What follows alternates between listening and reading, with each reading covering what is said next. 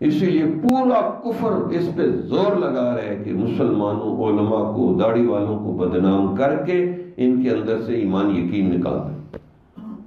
بڑا زور لگا رہے، تھیک ٹینک بٹھائے ہوئے انہوں نے کہ ان کے ایمان کا بیڑا غرق کرو، بے حیائی کے ذریعے، انٹرنیٹ کے ذریعے، اور نئی نئی ویڈیو کلپس، عورتوں کے 30 سیکنڈ کے کلپس آتے ہیں، ہر عورت اپنی نیا ایکشن دکھا کے، کسی نے مجھے بتایا ایکشن دکھاتی ہے، وہ نوجوان ان کے ایکشن دیکھتے دیکھتے دیکھتے بس جسمانی روحانی مریض بن جاتے ہیں۔ ایسے ایسے فتنے اٹھ رہے ہیں، اس لیے جس کو ٹچ موبائل کی ضرورت نہیں ہے وہ نہ رکھے، ہاں جس کا ایمان بہت مضبوط ہے وہ رکھے،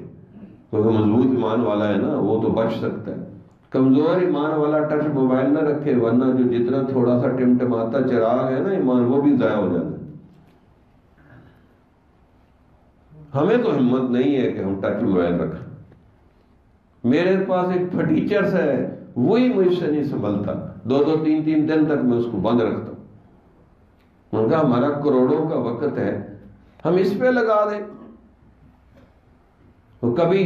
تھوڑی وہ ہوتی ہے فرصت تو پھر میں جلدی سے میسج پڑھتا ہوں، اتنی تیزی سے میں میسج پڑھتا ہوں، اچھا بھی یہ رومن میں لکھا ہے نہیں پڑھوں گا، اچھا اس نے نام نہیں لکھا چل ختم، یہ بھی نہیں پڑھوں گا، جو اردو یا انگلش میں لکھے گا یا عربی میں لکھے گا اس کو بس جلدی سے تیزی سے پڑھتا جاؤں گا۔ بھئی ہمارے پاس ٹائم ہی نہیں ہے،